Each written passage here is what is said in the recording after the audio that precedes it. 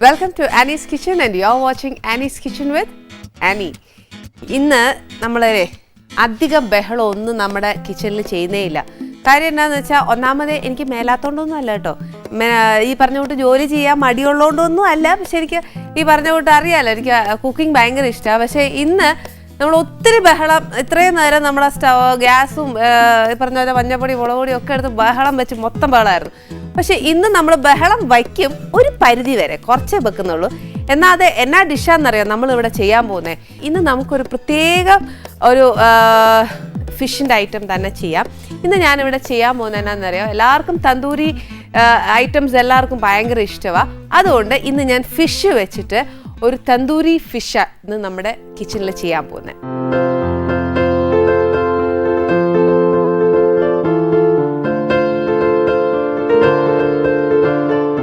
ഇതിന് വലിയ ബഹളമൊന്നും ഇല്ല കേട്ടോ, കുറച്ച് സാധനങ്ങളൊക്കെ മതി. പിന്നെ ഈ പറഞ്ഞ കൊണ്ട് നമ്മൾ അമ്മമാർക്കൊക്കെ ആണെങ്കിൽ ജോലിക്ക് ഇച്ചിരി എളുപ്പവും കൂടിയാ, എന്നാൽ നമ്മളൊരു വെറൈറ്റി ഡിഷ് കൊടുത്തു എന്നുള്ളൊരു ക്രെഡിറ്റും കൂടെ നമുക്ക് കിട്ടും.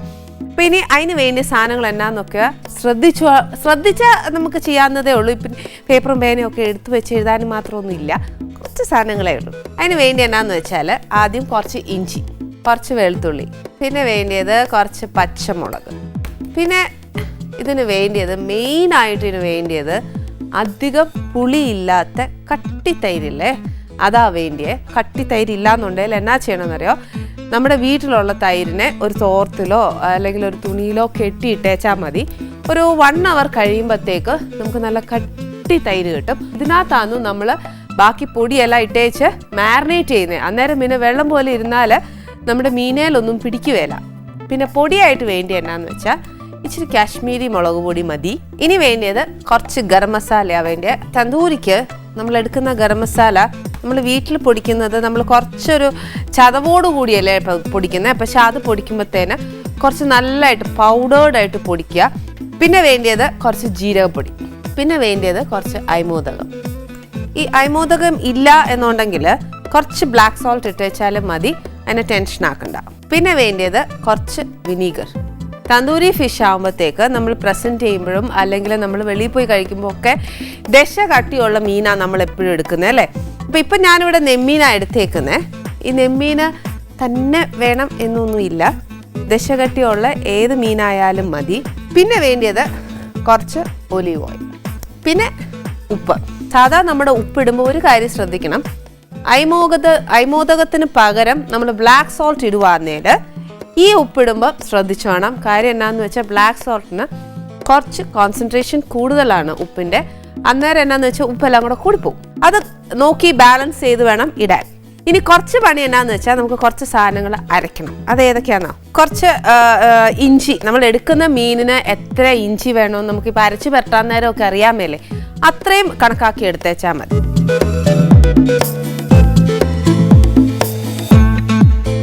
പിന്നെ വേണ്ടിയത് കുറച്ച് വെളുത്തുള്ളി,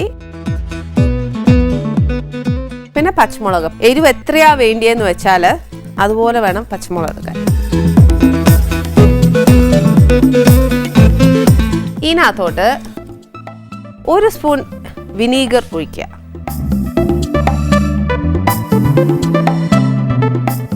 അന്നേച്ച് ഇതെന്തായാലും നമുക്ക് നല്ല പേസ്റ്റ് പരുവത്തിന് അരയ്ക്കണം. നമ്മുടെ കയ്യിലിരിക്കുന്ന ആ കട്ടി തൈരില്ലേ, അത് ഉപയോഗിച്ച് തന്നെ അരയ്ക്കാവുള്ളൂ.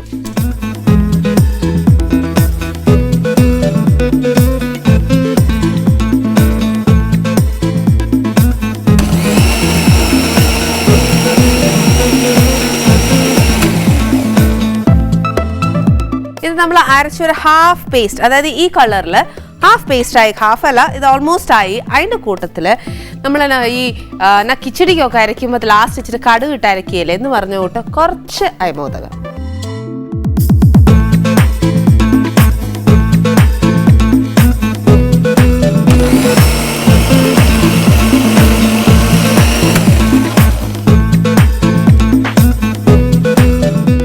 ഇനി എന്നാ ചെയ്യണം, നമ്മൾ ഈ അരച്ച് വെച്ചേക്കുന്നത് ഒരു ബൗളിലോട്ട് ആക്കുക.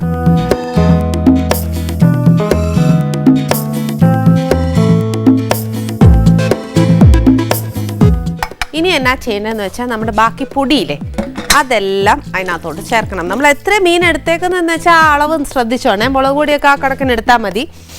ഇതിപ്പോൾ എൻ്റെ കയ്യിൽ ഒരു 8 പീസസോളവും നെമ്മീൻ ഇരിപ്പുണ്ട്. അത് മുട്ടൻ കഷ്ണമാണ്. മുട്ടൻ എന്ന് പറഞ്ഞാൽ ഒരു വണ്ണമുള്ള കഷ്ണമാണ്. അന്നേരം പിന്നെ ഞാൻ ഇതിനകത്തൊരു 2 ടേബിൾ സ്പൂൺ മുളക് പൊടി വെച്ചിട്ടുണ്ട്. അതിടുക.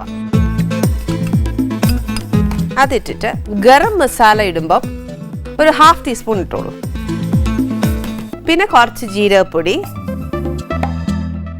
പിന്നെ അയമോദകം നമ്മൾ നേരത്തെ ഇട്ടിട്ടുണ്ടായിരുന്നു. എന്ത് ചെയ്യുന്നൊരു ഇച്ചിരിയും കൂടി ഇതിനകത്തോട്ട് ഇടുക. പിന്നെ വേണ്ടിയത് കുറച്ച് ഒലീവ് ഓയിൽ, പിന്നെ ഇച്ചിരി ഉപ്പ്. എത്ര മീനാന്ന് വെച്ചാൽ മീനിന് ആവശ്യമുള്ള ഉപ്പിട്ടേച്ചാൽ മതി.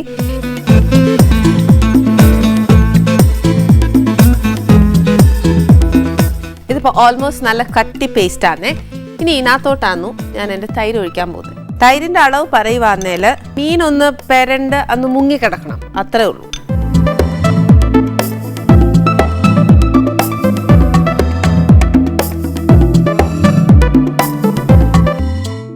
മീനകത്തോട്ട് മീൻ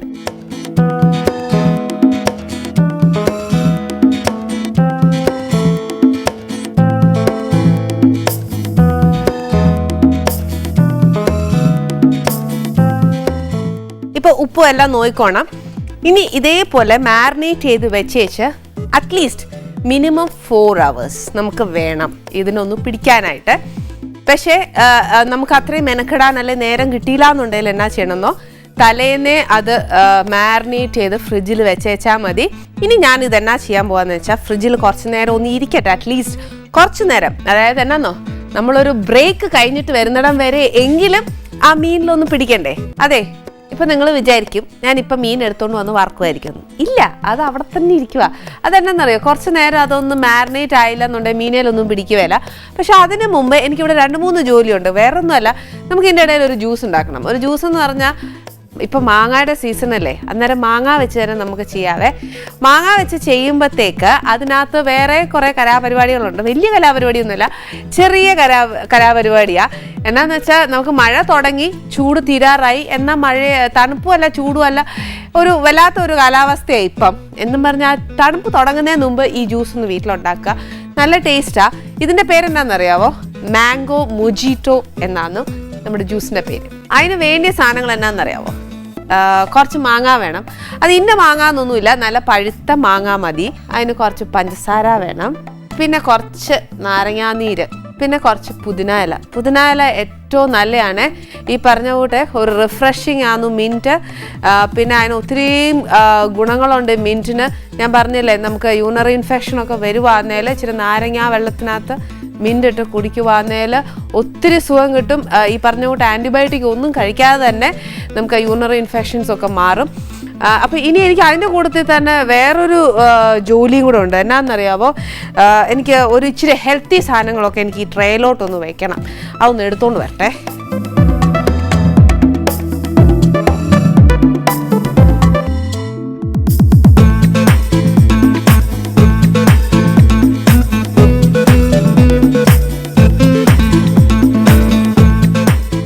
ഇതിപ്പം ഞാൻ ഇത് വെക്കുന്ന എന്നാന്നറിയാവോ, ഇന്ന് നമ്മുടെ ഗസ്റ്റായിട്ട് വരുന്ന ആരാന്നറിയാവോ? അദ്ദേഹം ഒരു കാലത്ത് മിസ്റ്റർ കോഴിക്കോടായിരുന്നു, മിസ്റ്റർ കേരള ആയിരുന്നു, മിസ്റ്റർ സൗത്ത് ഇന്ത്യ ആയിരുന്നു, മിസ്റ്റർ ഇന്ത്യ ആയിരുന്നു. അപ്പം നമുക്കിന്ന് അദ്ദേഹം വരുമ്പോൾ ആനീസ് കിച്ചണിൽ വരുന്നതല്ലേ, അപ്പം നമ്മളും കുറച്ച് ഹെൽത്ത് കോൺഷ്യസ് ആയിരിക്കണം. നമ്മളും അത്രയും കാര്യമായിട്ട് എല്ലാവരെയും നോക്കുന്നതെന്ന് അദ്ദേഹം മനസ്സിലാക്കണം. അതുകൊണ്ട് ഞാൻ വിചാരിച്ചു ഇതൊക്കെ ഒന്ന് കരുതി വെച്ചാൽ അദ്ദേഹം വരുമ്പോൾ നമുക്ക് കൊടുക്കാൻ ഒക്കുമല്ലോ. ഇനിയിപ്പോൾ നിങ്ങൾ ആലോചിക്കുമല്ലേ അതാരാ ഏതാന്നൊക്കെ ചിന്തിക്കുമല്ലേ, അത് പറഞ്ഞുതരാം. അദ്ദേഹം ഒരു ആക്ടറും കൂടിയാട്ടോ. അബു സലീമ നമ്മുടെ ആനീസ് കിച്ചണിലേക്ക് വരുന്നത്.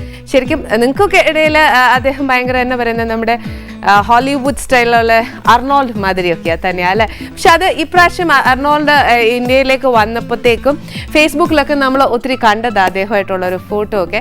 ആ വിശേഷങ്ങളൊക്കെ അറിയാനൊക്കെ എന്നാ ആഗ്രഹമല്ലേ നമുക്ക് ആസ് എ നമ്മളൊരു മലയാളിയാണ്. എന്നിട്ട് മാത്രമല്ല അബുക്ക അങ്ങനെയൊക്കെ ഒരു ഓപ്പർച്യൂണിറ്റി കിട്ടുമ്പോൾ ഉണ്ടായ ഒരു എക്സൈറ്റ്മെൻറ്റും എല്ലാവർക്കും കിട്ടുന്ന ഒരു ഭാഗ്യമൊന്നുമല്ല, എന്നാ പറയുന്നത്, ഭാഗ്യമുള്ളവർക്കൊക്കെ കിട്ടുന്ന അതിലൊരു ഭാഗ്യം അബുക്കായ്ക്കും കിട്ടിയിട്ടുണ്ട്. അപ്പോൾ പിന്നെ എന്തായാലും എന്തായാലും അബൂക്കയുടെ ഡീറ്റെയിൽ ചോദിക്കാം കേട്ടോ, ആ ഒരു എക്സൈറ്റ്മെൻറ്റും ഒക്കെ. എന്തായാലും ഞാനിതിവിടെ കരുതിക്കിട്ടുണ്ട് അദ്ദേഹം വരുമ്പോൾ തന്നെ കൊടുക്കാൻ. പിന്നെ കാണിക്കുന്ന പൊട്ടത്തരാണോന്ന് എനിക്കറിയാൻ മേല, പക്ഷെ എന്നാലും എനിക്കൊരു എന്നാ പറയുന്നത്, എൻ്റെ ഒരു മനസ്സിന് തോന്നിയ ഒരു നിറവായിട്ടാണ് എനിക്ക് തോന്നുന്നത്. അങ്ങനെ ആയിരിക്കും എന്ന് വിശ്വസിക്കാം. അതവിടെ ഇരിക്കട്ടെ, നമുക്ക് മാങ്ങ അടിക്കണ്ടേ. മാങ്ങാ ജ്യൂസ് അടിച്ചേച്ച് ബാക്കി പറയാം കേട്ടോ. ഇതിനകത്തോട്ട് നമ്മൾ അരിഞ്ഞു വെച്ച മാങ്ങ മുഴുവൻ ഇട്ടു. ഇനിയാന്നു പഞ്ചസാര. ഇതിനകത്തോട്ട് കുറച്ച് നാരങ്ങാനീര്, ഒത്തിരി വേണ്ട, 2 ടീസ്പൂൺ നാരങ്ങാനീര്. പുതിന ഇഷ്ടമുള്ളവർക്ക് കൂടുതലിടാം, അതല്ലാന്നുണ്ടെങ്കിൽ കുറച്ചിട്ടേച്ചാൽ മതി. എന്നിട്ട് ഇച്ചിരി വെള്ളം ഒഴിച്ച് വെച്ച് തിക്ക് പേസ്റ്റ് ആക്കണേ. അല്ല ഐസ് ഉണ്ടെങ്കിൽ അതിട്ടൊന്ന് നല്ലോണം അടിച്ചാലും മതി.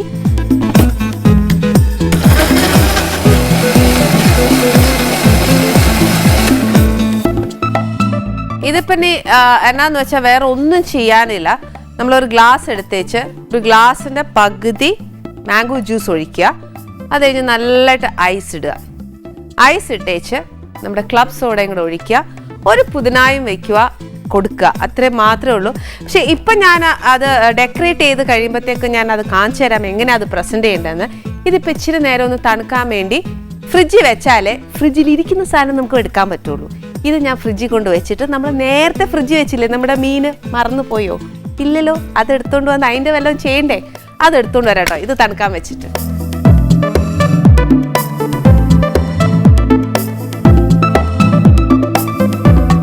ഇനി എന്നാന്ന് വെച്ചാൽ നമുക്ക് തന്തൂരി സാധാരണ നമ്മൾ ഗ്രില്ലിലൊക്കെ ചുട്ടെടുക്കുക ചെയ്യുക.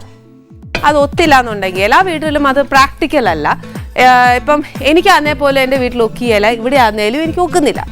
അപ്പോൾ എന്നാ ചെയ്യണം, നമുക്കിപ്പോൾ മാർക്കറ്റിലൊക്കെ ഇതേപോലത്തെ പാൻ വാങ്ങിക്കാൻ കിട്ടും. അത് മേടിച്ചേച്ച് നമ്മൾ ഇതിനകത്തോട്ട് നമ്മുടെ മീൻ വറുത്തെടുത്തേച്ചാൽ മതി. വറുത്തെടുക്കുന്ന പോലെ ഒരുപാട് എണ്ണ എടുത്ത് ഒഴിച്ചേച്ച് മീൻ വറുക്കുന്ന പോലെ വറുക്കരുത്. എന്നാ ചെയ്യേണ്ടതെന്ന് വെച്ചാൽ പാൻ ചൂടായേച്ച് ഇച്ചിരി ഒലീവ് ഓയിൽ ഒഴിച്ച് ഇച്ചിരി ഒരു മീനിട്ട് ഒന്ന് ബ്രഷ് ചെയ്ത് കൊടുക്കുകയോ അല്ലെങ്കിൽ തുള്ളി തുള്ളിയായിട്ട് നമ്മുടെ എണ്ണ ഒന്ന് ഒഴിച്ചു കൊടുക്കുകയോ ചെയ്തേച്ചാൽ മതി. എന്നുവെച്ചാൽ അങ്ങനെ ഒഴിച്ചാൽ മാത്രമേ ഈ പാനിനകത്തുള്ള ലൈനില്ലേ അത് നമ്മുടെ മീനയിൽ വരത്തുള്ളൂ. എന്നാലേ ആ ഒരു തന്തൂരി എഫക്റ്റ് അല്ലെങ്കിൽ നമുക്ക് ആ ഗ്രില്ലിങ് എഫക്റ്റ് കിട്ടത്തുള്ളൂ.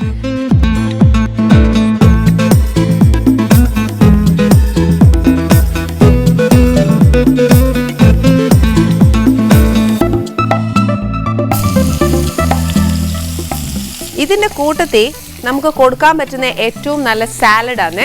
അതെങ്ങനെ ചെയ്യേണ്ടതെന്ന് വെച്ചാൽ ഉള്ളി ഒട്ടും കട്ടിയില്ലാതെ അരിയണേ. അരിഞ്ഞേച്ച് ഉള്ളി നല്ലതായിട്ട് വെള്ളത്തിലിട്ട് ഉപ്പും ഇട്ട് നല്ലതായിട്ട് ഇങ്ങനെ അതിനെ കഴുകണം. ഇങ്ങനെ ഈ എന്നാ പറയുക ഞെരടി കഴുകണം. എന്നാന്നല്ല അതിൻ്റെ ആ റോ ടേസ്റ്റ് അങ്ങ് മാറി കിട്ടും. മാറുമ്പോഴത്തേക്ക് പിഴിഞ്ഞെടുത്ത വെള്ളം കളയുക. എന്നുവെച്ചാൽ ആ ഉള്ളിക്കകത്തോട്ട് ഒരു ഇച്ചിരി വിനാഗിരിയും ഉപ്പും പച്ചമുളകും. വിനാഗിരി അല്ലെങ്കിൽ ഇഷ്ടമല്ല എന്നുണ്ടെങ്കിൽ നാരങ്ങ നീര് ഒഴിച്ചേച്ചാൽ മതി. അത് ഇട്ടേച്ച് ഇങ്ങനെ എന്നാന്ന് പറയുക മിക്സ് ചെയ്താൽ അതിനകത്ത് ക്യാരറ്റ് ഇടാം, ടൊമാറ്റോ ഇടാം, ഈ പറഞ്ഞ പോലെ എന്നാ വെള്ളരിക്കായ ഇടാം, ഏതാ വേണേലും എന്നാ വെജിറ്റബിൾ വേണേലും ഇടാം. ഇതാന്നു അതിൻ്റെ സാലഡ്. ഞാൻ കുറച്ചുണ്ടാക്കി ഫ്രിഡ്ജിൽ വെച്ചിട്ടുണ്ട്, കാണിക്കണ്ടല്ലോ ഒക്കെ നമുക്ക് അറിയാൻ മേലേ.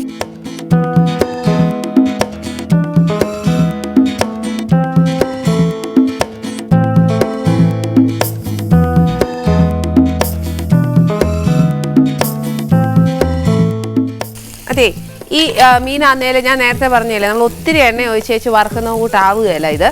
അത് ഇച്ചിരി ഒരു ചെറിയ തീയിലൊക്കെ വെച്ചേച്ച് പതുക്കെ മുരിച്ചെടുക്കണം. എന്നാലേ അത് അകത്തു വരെ വേവത്തുള്ളൂ. അപ്പം അതിന് ഇച്ചിരി നേരം എടുക്കും. മാത്രമല്ല ഈ പറഞ്ഞ പോലെ എൻ്റെ ജ്യൂസിനകത്ത് മിക്സ് ചെയ്യാനുണ്ട്. പിന്നെ ഇവിടെ ഒന്ന് എനിക്ക് വൃത്തിയാക്കണം. ഞാൻ നമ്മുടെ ജ്യൂസ് നമ്മൾ തണുക്കാൻ വെച്ച ജ്യൂസ് ഇങ്ങനെയാണെന്നു ഞാൻ ഡെക്കറേറ്റ് ചെയ്തത്. ഇതല്ല, നമ്മുടെ കലാബോധം അനുസരിച്ച് നമുക്ക് മാറ്റാവുന്നേ ഉള്ളൂ. ആദ്യം സോഡ ഒഴിക്കാം, ജ്യൂസ് ഒഴിക്കാം, സോഡ ഒഴിക്കാം. ഇത് തിക്ക് പൾപ്പ് ആയതുകൊണ്ടുണ്ടല്ലോ ആ ഗ്യാപ്പ് എത്രയായാലും നമുക്ക് കുറച്ച് നേരത്തേക്ക് സസ്റ്റെയിൻ ചെയ്യാൻ നോക്കും. അതുപോലെ ഒഴിച്ചേച്ചാൽ മതി. ഇതിപ്പോൾ ഞാൻ താഴെ നമ്മുടെ സോഡ ഒഴിച്ചേച്ച് പൾപ്പാണ് ഒഴിച്ചേക്കുന്നത്. അതുപോലെ സെറ്റ് ചെയ്താൽ മതി. പിന്നെ ഇതാണ് നമ്മുടെ തന്തൂരി ഫിഷ്.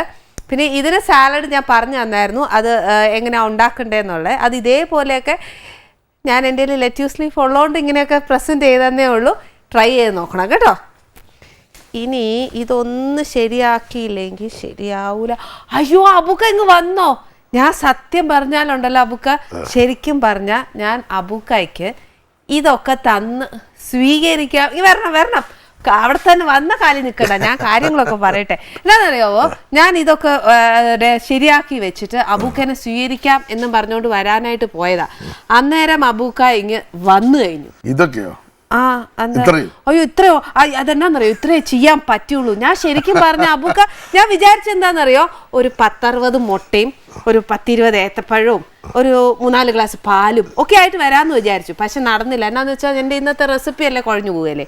അന്നേരം പിന്നെ എനിക്ക് ഇത്രേ പറ്റുള്ളൂ. അത്രയും പോരായിരുന്നു. നമ്മൾ ഇത്രയൊക്കെ കഴിക്കുന്നതാണോ വിചാരം? അല്ലേ, അങ്ങനെ കഴിക്കാൻ പാടില്ല. അപ്പൊ സിനിമയിലൊക്കെ ഞാൻ കാണുന്നു.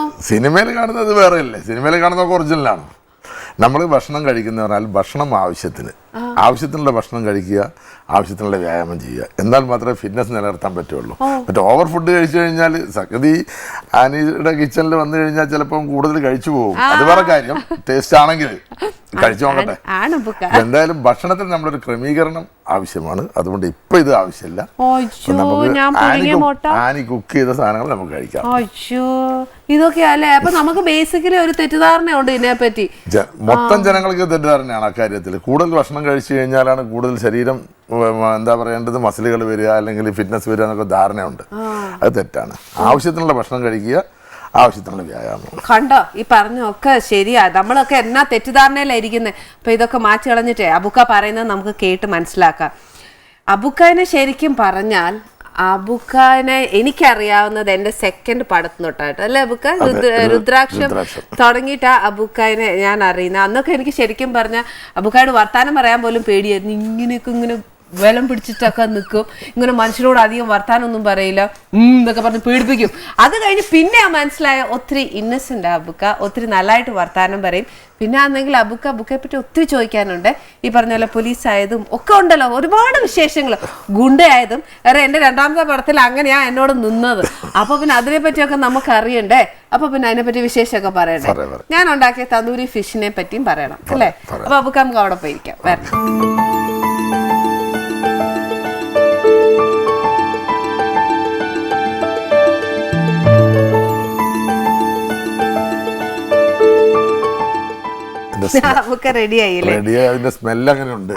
പിന്നെ എന്താ മീൻ ഇറച്ചിയൊക്കെ ചൂടോടെ കഴിക്കാനല്ലേ ടേസ്റ്റ്. ആദ്യം നമുക്കേ ഇത് ചൂടോടെ കഴിച്ചേച്ച് പിന്നെ ഞാൻ അത്രയല്ലേ ചെയ്തുള്ളൂ. പിന്നെ ഈ ജ്യൂസ് ഒരു സ്പെഷ്യൽ ജ്യൂസ് ആയിരുന്നു, അതും കഴിക്കണം. അതൊന്നും വേണ്ടല്ലേ, ഞാൻ ചുമ്മാ കുറയ്ക്കണ്ടല്ലോ. ഇനി ചിലപ്പോ അബുക്ക നിന്നോട് ചോദിക്കും, ആ ഫോർക്കില്ലേ നൈഫൊന്നും ഇല്ലേ എന്നൊക്കെ ചോദിച്ചാലോ. ഇത് തന്തൂരി ഫിഷ് ആണ്. പൊതുവേ ഞാൻ നാടൻ ഭക്ഷണത്തിന്റെ ആളാണ്. അതുകൊണ്ട് നാടൻ നമ്മുടെ കൈ മാത്രമേ ഉപയോഗിക്കാവൂ. നാടൻ അതില് അല്ലേലും ഉണ്ടല്ലോ ബുക്ക, നമ്മുടെ ഈ കൈ കൂട്ടി തിന്നുന്നതിന്റെ സ്വാദ് സ്പൂൺ വെച്ച് തിന്നാ വരുമോ? അപ്പൊ നമുക്ക് കഴിക്കാം. ഞങ്ങള് ഫാമിലി ആയിട്ട് ചിലപ്പോൾ ടൂറൊക്കെ പോകുന്ന സമയത്ത് ഹോട്ടലിൽ നിന്ന് ഭക്ഷണം കഴിക്കാൻ കയറും. അപ്പോൾ കുട്ടികളും ഇവരൊക്കെ പറയാ ഓരോ ചൈനീസ് ഫുഡും മറ്റേ ന്യൂഡിൽസും മറ്റേ ഇവരതൊക്കെ ഓർഡറിങ് ഒക്കെ കഴിഞ്ഞ് ലാസ്റ്റ് ഞാൻ ചോദിക്കും, മലയാളത്തിൽ പേരുള്ള വല്ലതും ഉണ്ടോ, അത് എടുക്കെന്ന് പറയും. സാലഡ് വേണം, മീനും സാലഡും കൂട്ടി നല്ല മീനും ആണല്ലോ. മീനാ മേടിച്ചു. നല്ലല്ലേ ബുക്ക? അപ്പൊ നമ്മുടെ വീട്ടിലെ അമ്മമാർക്കും ചേച്ചിമാർക്കും ഒക്കെ ഉണ്ടാക്കാം അല്ലേ, ധൈര്യമായിട്ട്. എന്റെ വൈഫ് നന്നായിട്ട് കുക്ക് ചെയ്യും. അതിന്റെ ഇടയിലാണ് ഞാനൊരു തന്തൂരി വെച്ച് പേടിപ്പിച്ചത്. അതും മലബാർ സൈഡ്. എന്നാ നല്ല ഫുഡ്. അവിടോളം നോൺ വെജ് വെല്ലാൻ വേറെ ആർക്കും കുക്ക് ചെയ്യില്ല. എല്ലാ തരം ഫുഡ് ഉണ്ടാക്കുക. നാടൻ ഭക്ഷണമാ. നാടൻ ഭക്ഷണം. ഓക്കെ. അബുക്ക ശരിക്കും ഒരു കാര്യം ചെയ്യട്ടെ, ഇപ്പം നമ്മൾ ഈ ഫിറ്റ്നസിന്റെ കാര്യമൊക്കെ പറഞ്ഞില്ലേ, ഇപ്പൊ യൂത്ത് സമയത്ത് അബുക്ക ശരിക്കും ഈ നമ്മുടെ ബോഡി അത്രയും കറക്റ്റ് ആയിട്ട് നോക്കണം, അല്ലെങ്കിൽ അങ്ങനെ ആ ബോഡി ബിൽഡിങ് വേണം, ഇതൊക്കെ ഈ മാർഷൽ ആർട്സിലേക്കൊക്കെ തിരിയാനൊക്കെ ഉണ്ടായ ഒരു ഇത് ഒന്ന് പറയാം. ബോഡി ബിൽഡിങ് ശരിക്കും ആദ്യം തന്നെ താല്പര്യം വന്നത് ചെറുപ്പത്തിലൊക്കെ സിനിമ കാണാൻ പോകും. അപ്പോൾ ഇന്ത്യൻ ന്യൂസ് റിവ്യൂ എന്ന് പറഞ്ഞ ഒരു 1 റീല് ഇന്ത്യയിലെ മൊത്തം ന്യൂസുകൾ കാണിക്കുന്ന ഒരു പരിപാടി ഉണ്ടായിരുന്നു. ഇപ്പോൾ എല്ലാ തിയേറ്ററിലും കാണിക്കുന്നില്ല അത്. അപ്പോൾ അതിൽ ഒരു സർവീസസിൻ്റെ ഒരു ബോഡി ബിൽഡിംഗ് ചാമ്പ്യൻഷിപ്പ് കണ്ടു. പിന്നെ ഈ മനോരമ പത്രത്തിൽ പവർ മാൾട്ടിൻ്റെ പരസ്യം, ഒരു ബോഡി ബിൽഡറിങ് നിൽക്കുന്നത്. അപ്പോൾ എന്തുകൊണ്ട് നമുക്കിങ്ങനെ ശരീരമാക്കിക്കൂടാന്നുള്ളൊരു മനസ്സിൽ ചെറുപ്പത്തിലേ തോന്നി. അപ്പോൾ ആ അവസരത്തിലാണ് നമ്മുടെ നാട്ടിലുള്ള ഒരു സ്ത്രീയെ പിന്നെ കൊല്ലത്തുള്ള ഒരു അവിടെയുള്ള ആള് കല്യാണം കഴിച്ച് കൊല്ലത്തു നിന്നായിരുന്നു. അവരുടെ ആ സ്ത്രീയുടെ പിന്നെ ആങ്ങള സഹോദരൻ ഇവിടെ കൊല്ലം എഞ്ചിനീയറിംഗ് കോളേജിലെ സ്റ്റുഡൻ്റ് ആയിരുന്നു. പുള്ളി അവിടെ വരും, നമ്മളെ പരിചയപ്പെടും. പുള്ളി വെയിറ്റ് ലിഫ്റ്ററായിരുന്നു. പുള്ളിയാണ് ശരിക്കും നമുക്കൊരു സ്റ്റാർട്ടിങ് ഇത് തന്നത്. പിന്നെ 79-ലാണ് ഞാൻ പോലീസ് ചേർന്നതിന് ശേഷമാണ് പിന്നെ ട്രെയിനിങ് കഴിഞ്ഞ് മലപ്പുറം ജില്ലയിൽ പാണ്ടിക്കാടായിരുന്നു ട്രെയിനിങ്. അത് കഴിഞ്ഞ് തലശ്ശേരിയിൽ പോസ്റ്റിങ്. തലശ്ശേരിയിലൊരു സർക്കസ് കളരിയിലാണ് ആദ്യമായി ഒരു ജിംനാഷ്യത്തിൽ പോകുന്നത്. അവിടെ പ്രാക്ടീസ് ചെയ്തുകൊണ്ട് 81-ൽ മിസ്റ്റർ കോഴിക്കോട്, 82-ൽ മിസ്റ്റർ കേരള, 83-ൽ മിസ്റ്റർ സൗത്ത് ഇന്ത്യ, 84-ൽ മിസ്റ്റർ ഇന്ത്യ. തുടർന്ന് 8 വർഷത്തോളം കേരളത്തെ റെപ്രസെൻ്റ് ചെയ്ത് നാഷണൽ അറ്റൻഡ് ചെയ്ത് 92-ൽ വീണ്ടും മിസ്റ്റർ ഇന്ത്യ കിട്ടി. ആ വർഷം ഇന്ത്യൻ ടീമിൽ സെലക്ഷൻ കിട്ടി. മിസ്റ്റർ ഏഷ്യ മത്സരത്തിന് പോയി. അതുവരെ ബോഡി ബിൽഡിങ്ങിൻ്റെ ചരിത്രം അങ്ങനെ പോകുന്നു. മാർഷൽ ആർട്സ് പിന്നെ ചെറുപ്പത്തിൽ ഞാൻ കുറച്ച് കളരി ആദ്യം പഠിച്ചിരുന്നു. പിന്നീട് കരാട്ടയാണ്. കരാട്ട 2-3 സ്റ്റൈലുള്ള കരാട്ട പഠിച്ചിട്ടുണ്ട്. ഇതിൽ ഷോട്ടോഖാൻ ഇതിൽ ഫാറൂഖ് സെൻസൈഡ് എടുത്താണ് ഞാൻ ബ്ലാക്ക് ബെൽറ്റ് എടുത്തത്. അബുക്ക ശരിക്കും ഹോളിവുഡിൽ ഇതേപോലെ ഒരു മസിൽ മാൻ ഉണ്ടായ അദ്ദേഹം ഇന്ത്യയിൽ വന്നപ്പോ അബുക്ക കണ്ടില്ലേ? അദ്ദേഹത്തെ കണ്ടതിന്റെ ആ ഒരു എക്സൈറ്റ്മെന്റും അത് എങ്ങനെയായിരുന്നു എന്ന് പറഞ്ഞു. അത് വിക്രം എൻ്റെ അടുത്ത് വിളിച്ച് പറഞ്ഞു, അങ്ങനെ പുള്ളിയുടെ ഐ മൂവിയുടെ ഓഡിയോ ലോഞ്ചിന് ആർണോൾഡ് വരുന്നുണ്ട്, അബുക്ക വന്ന് നമുക്ക് കാണാമെന്ന് പറഞ്ഞു. അങ്ങനെ ആ സമയമായപ്പോൾ ഞാൻ പോയി. പോയപ്പം പിന്നെ വിക്രം ഇതിൻ്റെ പ്രോഗ്രാമിൻ്റെ തിരക്കിലൊക്കെ ആയിരുന്നു. വിക്രമിൻ്റെ വൈഫാണ് എന്നോട് വിളിച്ച് പറഞ്ഞ് അവർ ടിക്കറ്റ് പാസ്സൊക്കെ തന്നു. പക്ഷേ ഞാൻ ചോദിച്ചു ആർണോൾഡ് എവിടെയാണ് ഉള്ളതെന്ന് ചോദിച്ചാൽ പറഞ്ഞു എവിടെ താമസിക്കുന്നത് എനിക്കറിയില്ല, വിക്രമും അറിയില്ല, അവർക്ക് അറിയില്ല എന്ന് പറഞ്ഞു. അപ്പോൾ അവരെ എവിടെയാണെന്നുള്ളത് നമുക്ക് അന്വേഷിച്ച് പിടിക്കാനും പറ്റിയില്ല. അപ്പം ഞാനവിടെ എൻ്റെ ഒരു സുഹൃത്ത് ഒരു DIG അഷ്റഫ് ഉണ്ട്, റെയിൽവേ DIG ആണ് ചെന്നൈയിൽ. ഇദ്ദേഹത്തിൻ്റെ DIGൻ്റെ കാറിലാണ് പോകുന്നത്. അതുകൊണ്ട് അതിനകത്ത് കയറ്റി അത്രയ്ക്ക് ടൈറ്റ് സെക്യൂരിറ്റി ആയിരുന്നു. ചെന്ന് കഴിഞ്ഞപ്പോൾ ഇയാൾ ഇൻട്രൊഡ്യൂസ് ചെയ്തൊരു പിന്നെ അവിടുത്തെ സീനിയർ ഓഫീസറുടെ അടുത്ത്. അപ്പോൾ പറഞ്ഞ് CMൻ്റെ പ്രത്യേക ഓർഡർ ഉണ്ട്, യാതൊരു ഡിസ്റ്റർബൻസ് ഉണ്ടാകരുത്, പിന്നെ കാണാൻ യാതൊരു ചാൻസും ഇല്ല. അപ്പോൾ പുള്ളി പറഞ്ഞിങ്ങനെ മിസ്റ്റർ ഇന്ത്യ ആയിരുന്നു, ഫോർമർ മിസ്റ്റർ ഇന്ത്യയാണ്, സിനി ആക്ടറാണ്, പോലീസ് ഓഫീസറാണെന്നൊക്കെ പറഞ്ഞ് പരിചയപ്പെടുത്തി. എന്തായിട്ടും കാര്യമില്ല. പിന്നെ നമുക്ക് പിന്നെ അതിലൊരു സിനിമയിലൊക്കെ വർക്ക് ചെയ്യുന്ന ഒരാൾ പുള്ളിയുടെ കൂടെ ഉണ്ട്. നമ്മുടെ വസന്തനഗർ രവി എന്ന് പറഞ്ഞ ഫൈറ്റർ അല്ലേ, പുള്ളി ഉണ്ടായിരുന്നു. പുള്ളി എന്നെ കണ്ടപ്പോൾ പുള്ളിയോട് പറഞ്ഞു നോക്കുകയാണ്. ഞാൻ പുള്ളിനെ കണ്ടപ്പോൾ പുള്ളി പറഞ്ഞു എൻ്റെ അടുത്ത് പറഞ്ഞു പിന്നെ ചേട്ടാ ഒരു കാര്യം ചെയ്യാം, പുള്ളി റെസ്റ്റോറൻറ്റിൽ ഭക്ഷണം കഴിച്ചുകൊണ്ടിരിക്കുക ബ്രേക്ക്ഫാസ്റ്റ്. അപ്പം ഇങ്ങോട്ട് ഇറങ്ങുമ്പോൾ ഞാൻ ഇൻട്രൊഡ്യൂസ് ചെയ്യാമെന്ന് പറഞ്ഞു. പക്ഷേ പുള്ളി ഇറങ്ങുമ്പോൾ ആർണോൾഡ് ഇറങ്ങുന്ന സമയത്ത് രവി അവിടെ വന്നില്ല. കാരണം പറയാൻ പറ്റില്ലെന്ന് എനിക്കറിയാം. അത് കഴിഞ്ഞ് അത് അവിടെ നിന്ന് ഇറങ്ങി വരുന്ന എല്ലാവരും അപ്പോഴത്തെ അങ്ങോട്ടേക്ക് പോയി. ഇയാളുടെ കൂടെയുള്ള 2-3 സെക്യൂരിറ്റിക്കാരുണ്ട്, ബാക്കിയുള്ള നമ്മുടെ ടാസ്ക് ഫോഴ്സ് ആരും അടുപ്പിക്കുന്നില്ല, ഒരാൾക്കും എടുക്കാൻ പറ്റും. പക്ഷെ നടന്നിങ്ങനെ പുള്ളി കൂടെ നടന്നു വരുമ്പോൾ റിസപ്ഷനിലാണ് ഇങ്ങനെ വിഷ് ചെയ്തപ്പോൾ ഞാൻ വിചാരിച്ചു പുറകിൽ ആരുമില്ല എന്നോടാ വിഷ് ചെയ്യുന്നത്. എനിക്ക് അതാ പറയുന്നത് ഒരു ദൈവാനുഗ്രഹം എന്ന് പറയുന്നത്, അല്ലെങ്കിൽ വർഷങ്ങളായിട്ട് നമ്മുടെ മനസ്സിലുള്ള ഒരു ആഗ്രഹം, അതിൻ്റെ എന്തോ ഒരു തരംഗം അങ്ങോട്ട് പോയതായിരിക്കാം. പുള്ളി ഞാനതിൽ ഓടി ചെന്ന് ഞാൻ ഓടി ചെന്ന് ബാക്കിയൊന്നും നോക്കിയില്ല. ഷെയ്ഖൻ്റെ ഇത് സംസാരിച്ചു. അപ്പം ഞാൻ സെൽഫ് ഇൻട്രഡക്ഷൻ നടത്തി. അപ്പോഴേക്ക് സെക്യൂരിറ്റി പിടിച്ച് മാറ്റാൻ വന്നു. അപ്പം ഞാൻ പറഞ്ഞു അദ്ദേഹം സമ്മതിച്ചില്ല നിങ്ങളെന്ത്. അപ്പോൾ പുള്ളി അവരോട് മാറാൻ പറഞ്ഞു. അങ്ങനെ അങ്ങനെ പിടിച്ച് അടിയൊക്കെ കഴിച്ച് മലയാളി ഞാൻ കരഞ്ഞു വരുന്ന നിമിഷം അത്. കണ്ണിന് സന്തോഷം കൊണ്ട് കരയാന്ന് പറഞ്ഞിട്ടല്ല. രണ്ടാമത്തെ അനുഭവമാണ്. ഒന്ന് എനിക്ക് മിസ്റ്റർ ഇന്ത്യ കിട്ടിയ അനൗൺസ് ചെയ്ത ആ സമയത്തായിരുന്നു കണ്ണിന് ആദ്യമായിട്ട് ഒരു സന്തോഷാശ്രുക്കൾ വന്നത്. അതുപോലുള്ള ഒരു രംഗമായിരുന്നു ഇത്. അത് കഴിഞ്ഞിട്ട് ബോഡി ബിൽഡിങ്ങിനെ പറ്റി പുള്ളി കുറച്ച് സംസാരിച്ചു. പുള്ളി പറഞ്ഞു പിന്നെ നമ്മൾ സ്റ്റിറോയിഡ് യൂസ് ചെയ്തിട്ടുള്ള ബോഡി ബിൽഡിങ് ചെയ്യാൻ പാടില്ല, അതാണ് നമ്മൾ അഡ്വൈസ് ചെയ്യേണ്ടത്. അപ്പോൾ അങ്ങനെയുള്ള കാര്യങ്ങളൊക്കെ സംസാരിച്ച് അടുത്ത മൂവി ഏതാണെന്ന് ചോദിച്ചപ്പോൾ ടെർമിനേറ്റർ 5 ആണെന്ന് പറഞ്ഞു. എന്തായാലും ഇനി ഇന്ത്യയിൽ വരും, മീറ്റ് ചെയ്യാന്ന് പറഞ്ഞു. ലാസ്റ്റിനെ ഒരു ഫോട്ടോ എടുത്തു. ഫേസ്ബുക്കിലും പിള്ളേരൊക്കെ ഇരിക്കുന്ന അബുക്കടൊക്കെ ഫാനായി. അതുകൊണ്ട് ഫോട്ടോ കണ്ടപ്പോ അല്ല കൂടുതൽ ആൾക്കാർക്കൊന്നും എടുക്കാൻ പറ്റിയിട്ടില്ല. പിന്നെ സൂര്യ അവിടെ ഹോട്ടലിൽ വന്നിട്ട് എടുത്തു പോയെന്ന് തോന്നുന്നു. അബുക്ക ശരിക്കും ഈ രാജൻ പറഞ്ഞ കഥ എന്ന് പറഞ്ഞ ഒരു ഫിലിമിലൂടെയല്ലേ? അതെ, ഫസ്റ്റ് മൂവി അതാണ്. ഫിലിമിലേക്ക് വരുന്നത് 76-77. അത് എങ്ങനെയാ ചാൻസ് വന്നത്? അതിനകത്ത് വേഷം എന്നായിരുന്നു? പോലീസ് ചേരുന്നതിന് മുമ്പാണ്. പക്ഷെ പോലീസായിട്ടാണ് കിട്ടിയത്. അത് ഷൂട്ടിംഗ് കാണാൻ പോയതാണ്. അത് നമ്മുടെ വീരേന്ദ്രകുമാർ, MP വീരേന്ദ്രകുമാറില്ല, അദ്ദേഹത്തിൻ്റെ വീട്ടിലായിരുന്നു ഷൂട്ടിങ്. അവിടെ ചെന്നപ്പോൾ മണിസ്വാമിയാണ് അതിൻ്റെ ഡയറക്ടർ, നമ്മുടെ പൊന്നമ്മ ചേച്ചിയുടെ ഭർത്താവ്. അദ്ദേഹത്തിനെ കാണാൻ പറ്റിയ അപ്പോൾ കണ്ട് അഭിനയിക്കാൻ താല്പര്യമുണ്ടെന്ന് വെച്ച് പിറ്റേ ദിവസം വരാൻ പറഞ്ഞു. പിറ്റേ ദിവസം വന്ന് പോലീസിൻ്റെ കാക്കി ട്രൗസർ, അന്ന് ട്രൗസറൊക്കെയാണ്, ട്രൗസേഴ്സ് ഇത് ചട്ടിത്തൊപ്പി ഒക്കെ വെച്ചിട്ട് ഫസ്റ്റ് സീന് തന്നെ പപ്പുവേട്ടനെ ഒരു ചായക്കടയിൽ പോയിട്ട് ചൂടുവെള്ളം ഒഴിക്കുന്ന പോലീസിൻ്റെ കുറച്ച് ഇതായിട്ടുള്ള റാഷായിട്ടുള്ള സിനിമയാണല്ലോ അത്. രാജനെ ഉരുട്ടി കൊല്ലുന്ന കഥയാണ്. പിന്നെ രാജനെ ഉരുട്ടി കൊല്ലുന്നതിൽ ഒരാളാണ് അത് ഈ ഒലക്കൊക്കെ വെച്ചിട്ട് കാലിങ്ങനെ ഉരുട്ടി. അപ്പൊ ശരിക്കും ഞാൻ അബുക്ക ചോദിക്കട്ടെ, അത് ശരിക്കും അങ്ങനെ ചെയ്യുമ്പോഴത്തേക്ക് നമ്മുടെ എല്ലാം ഒടിഞ്ഞു പോയല്ലേ? ശരിക്കും ഏതായാലും ഒടിഞ്ഞു, എല്ലാം ഒടിയല്ല, ഈ മസിലുകളൊക്കെ കംപ്ലീറ്റ് ഉള്ളിന്ന് എന്താ പറയേണ്ടത് ചതഞ്ഞു പോകും. പുറത്തേക്ക് പരിക്കുണ്ടാവില്ല കാണാൻ. അതാണ് പോലീസിന് മുന്നേ അല്ലേ ചാൻസ് കിട്ടെ? പോലീസ് കയറുന്നതിന് മുന്നേ അല്ലേ? ഈ പോലീസ് കയറിയതിനു ശേഷം അബുക്ക് ഇതേപോലെ ഇല്ല അല്ല അങ്ങനെയൊക്കെ വരുമോ റിയലി വരുന്നുണ്ടെന്നൊക്കെ പറയുന്നു. പക്ഷെ നമുക്കൊന്നും ഞാനൊന്നും അടിക്കുക വരെ ചെയ്തിട്ടില്ല. നമ്മളൊക്കെ എന്താ പറയേണ്ടത്, അതിന്റെ ഒക്കെ ഒരു കാലഘട്ടം മാറിയല്ലോ. നമ്മള് അബുക്കനെ കണ്ടാലേ പേടിക്കും, പിന്നെയാന്ന് ഇനി തല്ലാന്. അല്ല, നമ്മൾ പെരട്ടി തന്നെയാണ് കാര്യങ്ങൾ പിന്നെ സമ്മതിപ്പിക്കലും പറയിപ്പിക്കലും ഒക്കെ അങ്ങനെ തന്നെയാണ്. പിന്നെ ഒച്ച കൂട്ടി വർത്താനം പറയാ. അല്ല, അത് നമ്മൾ സിനിമയിലൊക്കെ തന്നെ കണ്ടിട്ട് തന്നെ കുറെ ആൾക്കാർക്ക് അത് ഭയങ്കര വില്ലനാണ് എന്നുള്ളൊരു തോന്നലാണല്ലോ. വില്ലത്തരമൊന്നും ഇല്ലെങ്കിലും.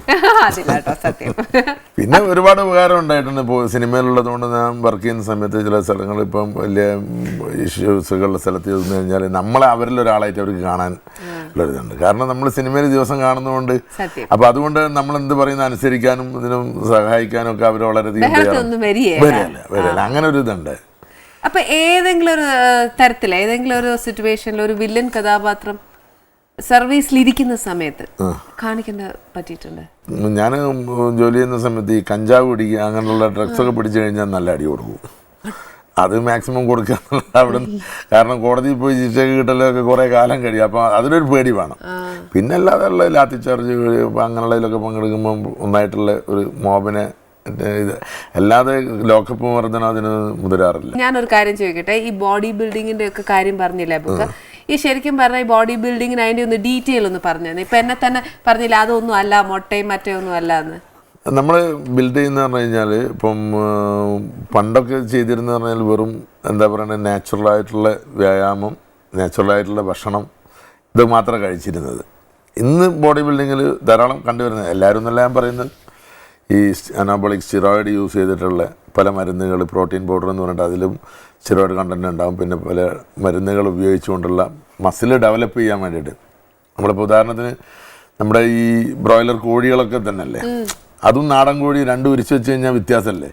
അതുപോലെയാണ് ഒരു പിന്നെ മരുന്ന് വർക്കൗട്ട് ചെയ്ത് ഇപ്പോൾ ഒരു നോർമലിന് നമ്മൾ ഒരു 100% വർക്കൗട്ട് ചെയ്ത് കഴിഞ്ഞാൽ ഒരു 40% റിസൾട്ടേ കിട്ടുള്ളൂ. സാധാരണ ഒരു മരുന്നൊന്നും കഴിക്കാതെ നേരെ മറിച്ച് ഈ മരുന്ന് ഉപയോഗിച്ചിട്ടാണെങ്കിൽ 40% വർക്കൗട്ട് ചെയ്ത് കഴിഞ്ഞാൽ 100% റിസൾട്ടും വരും. ആ വ്യത്യാസമുണ്ട്. പിന്നെ അത് താൽക്കാലികമെന്ന് മാത്രം. നമ്മളൊക്കെ ഇപ്പോൾ ഇത്രയും കാലമായിട്ടും ഒരു ബോഡി ബിൽഡർ ആ ഒരു ലുക്ക് നിൽക്കുന്നതെന്ന് പറഞ്ഞു കഴിഞ്ഞാൽ നാച്ചുറലായിട്ടുള്ള ചെയ്തിട്ട് അത് മെയിൻറ്റെയിൻ ചെയ്ത് പോകുന്നതുകൊണ്ടാണ്. പിന്നെ ഇത് അതിനെ കൊണ്ടുള്ള ഈ മരുന്ന് ഉപയോഗിച്ച് കഴിഞ്ഞാൽ ഇൻറ്റേർണൽ പാർട്സിനൊക്കെ ഒരുപാട് പ്രശ്നങ്ങൾ വരും, മെൻ്റലി വരും. പിന്നെ അവിടെ എല്ലാം കൊടുക്കുന്ന പൗഡർ ഇത് നമ്മളിപ്പം ഈ അത്ലറ്റ്സ് ഒക്കെ ഉപയോഗിച്ചിട്ട് നമ്മൾ കണ്ടില്ല, ബെൻ ജോൺസിന് ഇവരൊക്കെ ഉത്തേജക മരുന്ന് പിടിച്ച് ഈ ഉത്തേജനത്തിന് വേണ്ടിയിട്ടാണ്. അത് പെട്ടെന്നുള്ള ഡെവലപ്മെന്റിന് വേണ്ടിയിട്ട് ആൾക്കാർ കുറുക്ക് വഴി ദോഷമാണ്.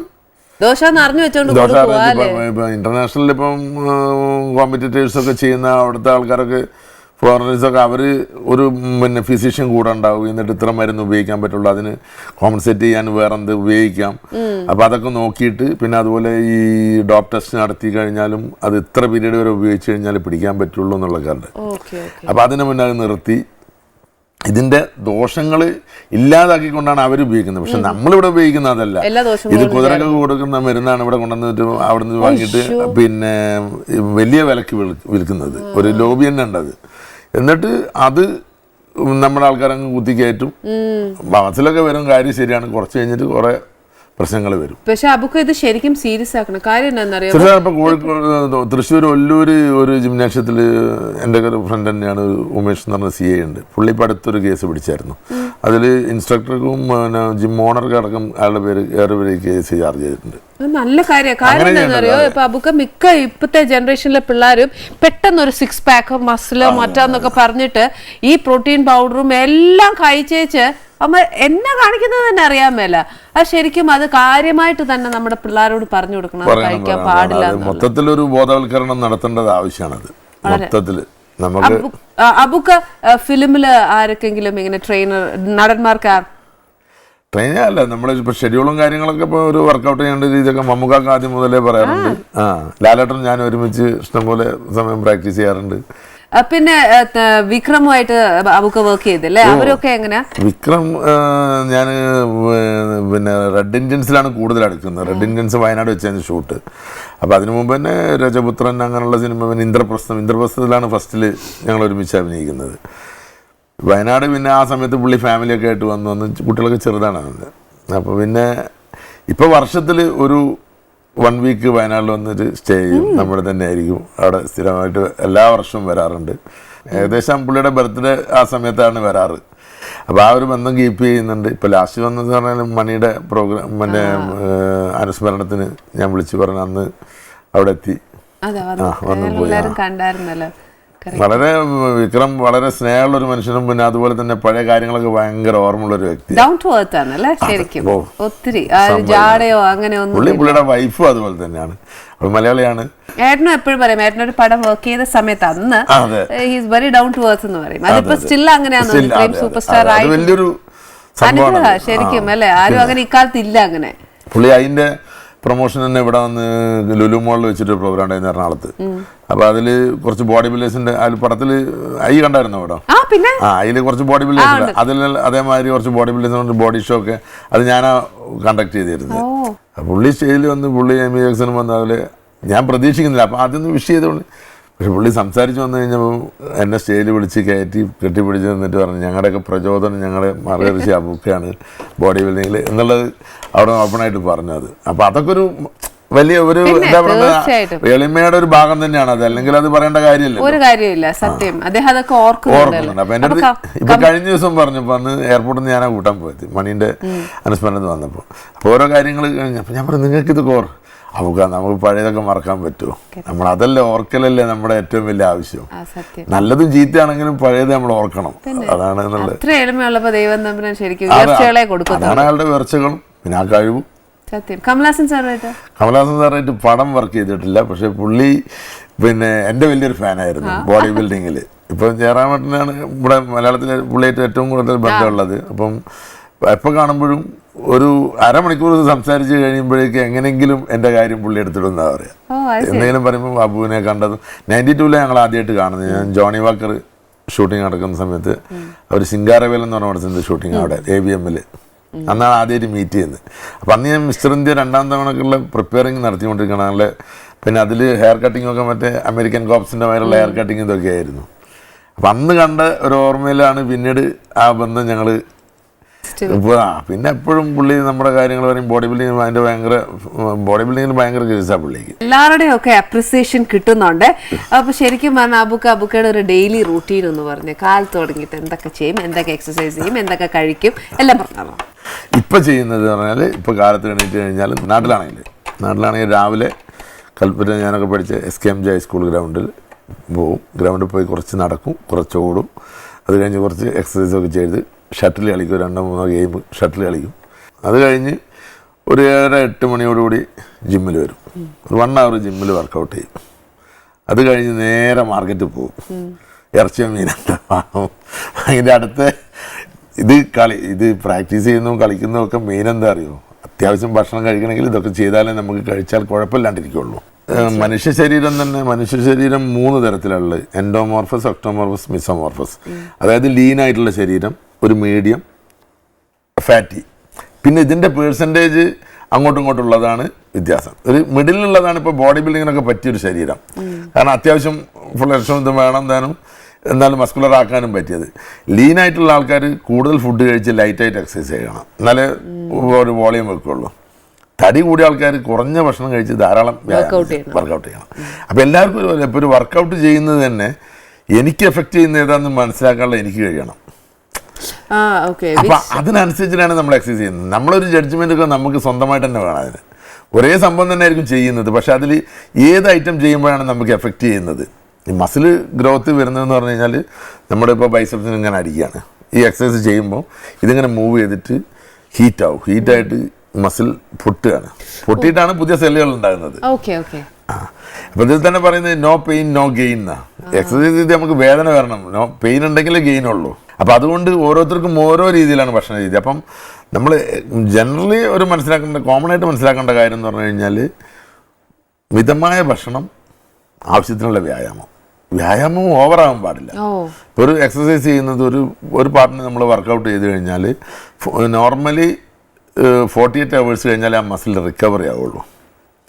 അപ്പോൾ ഒരു എക്സസൈസ് ചെയ്ത് കഴിഞ്ഞാൽ ഇന്ന് ചെയ്ത് കഴിഞ്ഞാൽ നാളെ ചെയ്യരുത്, പിന്നെ തേർഡ് ഡേ വരാൻ പാടുള്ളൂ. 48 hours കഴിഞ്ഞാൽ ആ മസിലിന്, അല്ലെങ്കിൽ അതിൻ്റെ മുന്നേ അത് ചെയ്ത് കഴിഞ്ഞാൽ ഓവർ ട്രെയിനിങ് ആകുമ്പോൾ മസിൽ ഷ്രിങ്കാവും, വലുതാവില്ല. ഈ ജിമ്മിൽ ഇങ്ങനെ തുടർച്ചയായിട്ട് ചെയ്തുകൊണ്ട് തന്നെ പെട്ടെന്ന് നിർത്തുമ്പോഴേ അതിനെന്തെങ്കിലും ദോഷം വരികയല്ലേ? അല്ല, അത് നമ്മളിപ്പോൾ അതൊക്കെ ആൾക്കാർ ഒന്നാമത് എന്താ പറയുക, ഈ ജിമ്മിൻ്റെ ആൾക്കാർക്ക് പണ്ട് മുതലേ ഉള്ള ഒരു എന്താ പറയണ്ടത്, അവരെ ഡിസ്ഗ്രേഡ് ചെയ്യാൻ വേണ്ടിയിട്ട് ഒരുപാട് ആൾക്കാർ പറയും. കാരണം എന്ന് പറഞ്ഞു കഴിഞ്ഞാൽ മറ്റുള്ള സ്പോർട്സ് മാതിരിയല്ല. വേറെയുള്ള സ്പോർട്സൊക്കെ ചെയ്താൽ ജയിച്ചോ തോറ്റോ എന്നൊക്കെയുള്ള അത് വേഗം അറിയാൻ പറ്റും. ജിമ്മിലെ എക്സസൈസ് ഇപ്പം ബോഡി ബിൽഡിങ് ചെയ്യുന്ന ഒരാൾ, അവന് പ്രൈസൊന്നും കിട്ടിയില്ല, അവൻ്റെ ശരീരം അത് എവിടെ പോയി നിന്ന് കഴിഞ്ഞാൽ ആൾക്കാരുടെ ഇടയിൽ കാണാനൊരു, അപ്പൊ അവനോടുള്ളൊരു നമ്മുടെ മനുഷ്യരുടെ ഒരു ഭാഗമാണല്ലോ ആ ഒരു ഈഗോ, അസൂയ. ഈ ജിമ്മ് എടുത്തു കഴിഞ്ഞാൽ അത് നിർത്തി കഴിഞ്ഞാൽ ഭയങ്കരമായിട്ട് ബൾജ് ചെയ്യും, പിന്നെ കുട്ടികളുണ്ടാവില്ല, പിന്നെന്താണ്, പിന്നെ മന്ദബുദ്ധി ആയിരിക്കും എന്നൊക്കെയുള്ള. ഈ മന്ദബുദ്ധി പറയുമ്പോഴത്തേക്കും അടുത്ത കാലത്താണ്. അപ്പോൾ അതിലൊരു പരിധിവരെ ശരിയുണ്ട്. കാരണം ഈ മരുന്ന് ഉപയോഗിച്ചുള്ള ബോഡി ബിൽഡിങ് ചെയ്ത് കഴിഞ്ഞാൽ അത് വരും. അപ്പോൾ അതുകൊണ്ട് ഇവനും ഈ പറയുന്ന ആളും ജിമ്മിലൊക്കെ പോയിട്ടുണ്ടാവാം, 1-2 ദിവസം അല്ലെങ്കിൽ ഒരാഴ്ചയോ പ്രാക്ടീസ് ചെയ്തിട്ട് ഇത് നാടൻ ഭാഷ പറഞ്ഞാൽ കൂട്ടിയാൽ കൂടാത്തതുകൊണ്ട് നിർത്തിപ്പോയതായിരിക്കാം. അപ്പോൾ അതിന് എന്തെങ്കിലും ഒരു കുറ്റം പറയണമെന്ന് ചോദിച്ചിട്ട് പറയുന്നതാണ്. അല്ലാതെ ഇയാൾ ആദ്യം ഇത് ചെയ്തില്ലായിരുന്നെങ്കിൽ എന്താവുമായിരുന്നു, അതാവുന്നു മാത്രം. മനസ്സിലായി. ഇതിനോട് ഒരു ചോദ്യം കൂടെ ചോദിച്ചോട്ടെ. ഇപ്പൊ ഈ മസിൽ ബിൽഡ് ചെയ്യുന്ന ഇപ്പത്തെ യൂത്ത് പിള്ളേര് ബേസിക്കലി പറയുന്നതാണ് ഇവര് തല്ലുണ്ടാക്കുന്ന സ്ഥലത്തോട്ട് പോവുകയല്ലെന്ന് പറയും. അതായത് ഈ മെനക്കെട്ടി ചെയ്തതെല്ലാം ആ ഒരൊറ്റ തല്ലോടുകൂടി പോകുന്ന പറയും. ആന്നോ അത് പറയുന്നത് സത്യമാണോ? അതൊന്നുമില്ല, അങ്ങനെയൊന്നുമില്ല. അത് അല്ല, പൊതുവെ ശരീരം സൂക്ഷിക്കുന്നത് നമ്മുടെ ശരീരത്തെ അടിയിട്ടാതെ നോക്കുമല്ലോ, അതൊക്കെ തന്നെയുള്ളു. പിന്നെ വേണ്ടാത്ത ശീലങ്ങളൊന്നിലേക്കൊന്നും പോവില്ല. അപ്പൊ നമ്മുടെ ശരീരം അതിനോട് അതിന്റെ ഒരു ഭ്രാന്ത് വന്നു കഴിഞ്ഞാൽ പിന്നെ അതിലേക്ക് മാത്രം തിരിയും. അപ്പൊ എന്താ വെച്ചാൽ വേണ്ടാത്ത ഇനങ്ങൾക്കൊന്നും പോവില്ല. അത് നല്ലതാ. അബുക്കയ്ക്ക് ഈ ഫിലിമിനോടുള്ള ഡെഡിക്കേഷൻ അല്ലെങ്കിൽ പാഷൻ കൂടിയിട്ട് നമ്മൾ അഭിനയിക്കുമ്പോഴൊക്കെ ആക്ഷൻ രംഗങ്ങളിലൊക്കെ നമ്മൾ ഭയങ്കര ഡെഡിക്കേറ്റഡ് ആയിട്ടല്ലേ നമ്മൾ അഭിനയിക്കുന്നത്. അതിനോട് ഡെഡിക്കേഷൻ കൂടിയിട്ട് ആത്മാർത്ഥമൊക്കെ കൂടിയിട്ട് ആരെങ്കിലും ആശുപത്രിയിലായിട്ടുണ്ടോ ഇടി കൊടുത്ത്? ഇടി ആശുപത്രിയിലായ ഒരു അപകടമൊക്കെ പറ്റിയിട്ടുണ്ട്, എനിക്കും പറ്റിയിട്ടുണ്ട്. അതുപോലെ ഞാൻ തെലുങ്ക് പടം ചെയ്യുമ്പോൾ അതിൽ ഒരു ആദിത്യ എന്ന് പറഞ്ഞൊരു പയ്യനുണ്ട്, ഹീറോ ക്യാരക്ടർ ചെയ്യുന്ന കീലുകുറം എന്ന് പറഞ്ഞ സിനിമ. കാര്യം ഞാൻ ടേൺ ചെയ്തിട്ട് ഇങ്ങനെ അടിക്കുന്ന ഒരു ഷോട്ടാണെന്ന്, 2-3 പഞ്ച് കഴിഞ്ഞ് ടേൺ ചെയ്ത് പുറം കൈ കൊണ്ട് ഇങ്ങനെ അടിക്കുന്നത്. അപ്പോൾ അവന് ഫസ്റ്റ് മൂവി അവൻ്റെ ടൈമിങ്, പിന്നെ ആ പൊസിഷൻ കുറച്ച് ഫ്രണ്ടിലേക്ക് മാറി ഞാൻ അടിച്ച് ഇങ്ങോട്ട് തിരിഞ്ഞ് ടേക്ക് ഓക്കെ നോക്കുമ്പോൾ ഇവൻ്റെ മൂക്കുണ്ട് എസ് എഴുതി, മൂക്ക് ഇങ്ങനെ നിൽക്കുന്നത്. ഞാനെ കണ്ട് പേടിച്ചു പോയി. കാരണം നല്ല സുന്ദരനായ ഒരു പയ്യനും അവൻ്റെ മൂക്ക് ഇങ്ങനെ ഒരു എസ് ഷേപ്പിൽ വന്ന്, അപ്പോൾ കൈ തട്ടി കൊടുത്ത് ഇതിങ്ങോട്ട് ഇതായി പോയതാണ്. പക്ഷേ ആ ഫൈറ്റ് മാസ്റ്റർ വിജയ് മാസ്റ്റർ ആയിരുന്നു ഫൈറ്റ് മാസ്റ്റർ. അദ്ദേഹം ഓടി വന്ന് ഇങ്ങനെ പിടിച്ച് കുഴിഞ്ഞ് ടക്കുന്ന സൗണ്ട് ശരിയാവുകയും ചെയ്തു. ഞാൻ നന്നായിട്ട് പതറിപ്പോയി. കാരണം ഇത് വിളിച്ചു നമുക്ക് പറ്റുകയാണെന്ന് നമുക്ക് കുഴപ്പമില്ല, നമ്മുടെ കൈ കൊണ്ട് വേറെ ആൾക്ക് പറ്റിയെന്ന് പറയുമ്പോൾ അത് വലിയ. അതുപോലെ അനന്യ എറിയുന്ന നാടോടി മനൻ എന്ന് പറഞ്ഞ സിനിമയിൽ അനന്യനെ പിടിച്ചെറിയാൻ ആദ്യം തന്നെ ഞാൻ പറഞ്ഞു ഞാൻ എറിയുന്നത് അല്ല കുറച്ച് ഫോഴ്സിൽ എറിയണം എന്നാലേ അവൾ ബാലൻസ് ചെയ്തോളൂ എന്ന് പറഞ്ഞു പോയി എറിഞ്ഞാൽ അവളെ ആൾക്കാരുടെ കൂട്ടത്തിലേക്ക് വീഴുമ്പോൾ ആൾക്കാർ പുറയിലേക്ക് മാറി. അവർ പിടിച്ചാൽ മതിയായിരുന്നു. പോയി കൈ കുത്തി കൈ പൊട്ടി, പിന്നെ പ്ലാസ്റ്ററേറ്റ് ആയിരുന്നു. അവളത്രല്ലേ ഉള്ളു പാവം. അവള് പോയി ഞാൻ ആദ്യം പറഞ്ഞതാണ് പറ്റൂല അങ്ങനെ ചെയ്താലേ അവള് വീഴുന്നുള്ള പറഞ്ഞു. പക്ഷെ കൺട്രോൾ ചെയ്യുന്നുള്ളൊരു വിശ്വാസം ഉണ്ടായിരുന്നു. പക്ഷെ പോയി ആൾക്കാരൊന്നും തടഞ്ഞു നിർത്തിയാൽ മതി. അത് കാണികൾ നിൽക്കുന്നൊരു അവർക്ക് പിടിക്കാൻ ഷോട്ടിൽ എന്ത് പറയുന്നുള്ള അറിയില്ലല്ലോ. എനിക്ക് ഇലവങ്കോട് ദേശം എന്ന് പറഞ്ഞ സിനിമയിൽ ജോർജ് സാറിന്റെ മമ്മൂക്ക പടത്തില് മമ്മൂക്കാനെ ഡൂപ്പ് ചെയ്ത കക്ഷി കളരി അഭ്യാസിയാണല്ലോ മമ്മൂക്ക. അപ്പം വടി കുത്തി പിടിച്ചിട്ട് വന്നിട്ട് ഇങ്ങനെ കിക്ക് ചെയ്യുന്ന ഒരു സംഭവമുണ്ട്. ഡ്യൂപ്പ് വന്നിട്ട് വടി കുത്തിയ നേരെ എൻ്റെ കാലിലേക്ക്, കാലിൽ വലിച്ചു ചെയ്തു പോയി. ഒന്നും മിണ്ടാൻ നോക്കിയേ ടേക്ക് ടൈമില് ടൈക്കില് അത് കഴിഞ്ഞിട്ടാണ് പിന്നെ കുറച്ച് ദിവസം അതുമായിട്ട് ബുദ്ധിമുട്ടി. അങ്ങനെ ഉണ്ട്. പിന്നെ ദ്രാവിഡൻ എന്ന് പറഞ്ഞൊരു സിനിമയ്ക്ക് ഇതുപോലെ വിജയരാഘവനും കുട്ടേട്ടനും ഞാനുള്ളൊരു ഫൈറ്റിൽ അതിലൊരു ഉന്തുവണ്ടി കാലിൽ വീണിട്ട് അതും കുറച്ച് അത് പിന്നെ കെട്ടേണ്ടിയൊക്കെ വന്ന് കാല് കുറച്ച് ദിവസം കെട്ടിയിട്ടൊക്കെ ശരിയായത്. അപ്പൊ ഈ ഡ്യൂപ്പ് അതൊന്നും അന്നൊന്നും കൂടുതൽ ഡ്യൂപ്പൊന്നും നമ്മൾ ചെയ്യാറില്ല. ഇപ്പൊ പിന്നെ അധികം ഡ്യൂപ്പിൻ്റെ ആവശ്യമില്ല. ഇപ്പോൾ ഷോട്ടുകളൊക്കെ അതിൻ്റെ കട്ട് ഷോട്ടുകളാക്കി, പിന്നെ അതിനുള്ള ഫെസിലിറ്റീസ് കൂടി. ഇപ്പം നമ്മളിപ്പോൾ റോപ്പിലൊക്കെ പോകുന്നത്, പണ്ട് ആദ്യത്തെ ഫിലിമിലൊക്കെ നമ്മൾ പണ്ടൊക്കെ അഭിനയിക്കുമ്പോൾ ഒരു തോർത്ത് വെച്ചിട്ട് അതിൻ്റെ മുകളിൽ ഇരുമ്പിൻ്റെ കമ്പിയൊക്കെ ഇട്ട് റോപ്പ്. അപ്പോൾ ഇത് കുറച്ച് കഴിഞ്ഞ് നമ്മളെ ഈ ബോഡി വെയിറ്റുള്ള ആൾക്കാർക്ക് ഇത് മേലോട്ട് കപ്പി വെച്ചിട്ട് വലിക്കുന്ന സമയത്ത് ഇത് ടൈറ്റായിട്ട് പിന്നെ 2-3 ദിവസത്തേക്ക് അതിൻ്റെ വേദന ഉണ്ടാവും. ഇപ്പം നല്ല ബെൽറ്റ് നമ്മൾ അറിയില്ല, നമ്മൾ പുഷ്പം പോലെ പൊക്കി അവിടെ കൊണ്ടുപോയി വെച്ച് അത്രയും സൗകര്യങ്ങളുണ്ട്. അപ്പൊ അതുകൊണ്ട് ഫൈറ്റൊക്കെ ചെയ്യാൻ കുറച്ചും കൂടി വളരെ സൗകര്യമാണ്, എളുപ്പമാണ്, ബുദ്ധിമുട്ടില്ല. കമ്പാരിറ്റീവ്ലി ഇപ്പം ഒത്തിരി ഭേദമാണ്. അപ്പൊ ആദ്യമൊക്കെ വരുമ്പോഴത്തേക്ക് ഇച്ചിരി പ്രയാസപ്പെട്ടിട്ടുണ്ടോ അബുക്ക? പക്ഷെ അന്ന് നമുക്ക് പ്രയാസമായിട്ട് തോന്നിയില്ല, നമുക്ക് ഇതിന്റെ ഒരു ആവേശം ഉണ്ടല്ലോ. പിന്നെ ഈ അയ്യോ ഞാൻ കുറെ നേരമായിട്ട് വർത്താനം പറഞ്ഞു, നമുക്ക് കുറച്ച് കഴിക്കും എന്നിട്ട് ഞാൻ വർത്താനം അല്ലെ ജ്യൂസ് കുടിക്കും. ജ്യൂസ് നോക്കട്ടെ, നല്ലതായിട്ട് കലക്കും. സ്പൂൺ വേണം, തിക് സിറപ്പാണ്.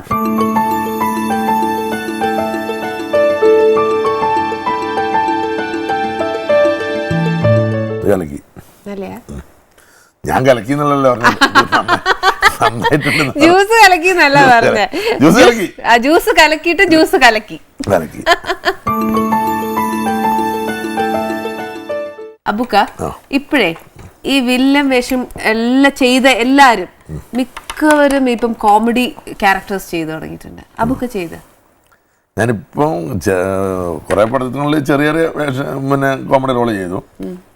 ഇപ്പൊ ഇന്ന് ഈ നമ്മളിപ്പോ ഈ പരിപാടി നടന്നുകൊണ്ടിരിക്കുന്ന ദിവസം ഒരു പടം റിലീസ് ഉണ്ട്, മുദ്ദുകവ്, നമ്മുടെ സുരേഷിന്റെ മോന്റെ. അതിൽ ഞാൻ ഒരു കോമഡി ഇതാ ചെയ്തിട്ടുള്ളത്. വില്ലന്റെ മെയിൻ വില്ലൻ അതിൽ റാംബോ എന്ന് പറഞ്ഞ ക്യാരക്ടർ ചെയ്യുന്നത് വിജയ് ബാബു ആണ്. അദ്ദേഹത്തിൻ്റെ അസിസ്റ്റൻ്റായിട്ട് പ്ലീസ് എന്നുള്ളൊരു കഥാപാത്രമാണ് ചെയ്യുന്നത്. അതിൽ പ്രത്യേകത എന്ന് പറഞ്ഞു കഴിഞ്ഞാൽ ആ പടത്തിൽ എനിക്ക് പ്ലീസ് എന്നുള്ള ഡയലോഗ് മാത്രമേ ഉള്ളൂ, വേറൊന്നുമില്ല. അത് പ്ലീസ് ഓരോ അവസരത്തിലും ഓരോ പിന്നെ ഇതിലാണ് പറയുന്നത്, മോഡുലേഷനിലാണ് പറയുന്നത്. അതാണ് മെയിൻ കാര്യം. അതിലൊരു പ്ലീസ് പറയാം, പ്ലീസ് സാർ, അതൊന്നുണ്ട്, പ്ലീസ്, അങ്ങനത്തെ പ്ലീസ് ഉണ്ട്. അബുക്ക് ശരിക്കും ഈ ഒരാളെ കിട്ടുമ്പോഴത്തേക്ക് അബുക്ക് ശരിക്കും പെട്ടെന്ന് വരട്ടുന്നത് എങ്ങനെയാ? ഒരു റിയൽ ലൈഫിലാണെന്നൊക്കെ ഇപ്പൊ പറഞ്ഞില്ലേ പോലീസ് സമയത്ത് ഇപ്പൊ കഞ്ചാവ് പിടിച്ചെന്ന് ഒരാളെ അങ്ങനെ വരട്ടി തന്ന ഒരാളെ എന്നെ നോക്കി വരട്ടണ്ട, നോട്ടം തന്നെ, നോട്ടത്തിലാണ് വരട്ടല്. ഇങ്ങനെ വർത്താനൊന്നും പറയില്ല, വർത്താനൊന്നും പറയില്ല, ശരിക്കും നോക്കി കഴിഞ്ഞാൽ തന്നെ വരണ്ടുള്ളൂ. എന്നെ നോക്കണ്ട കേട്ടോ, ചിലപ്പോ ഞാൻ വരണല്ലോ, വേണ്ട. നമുക്ക് എന്നെ രണ്ടാമത്തെ പടത്തോട്ട് വരട്ടാൻ തുടങ്ങിയതാ, വേണ്ട.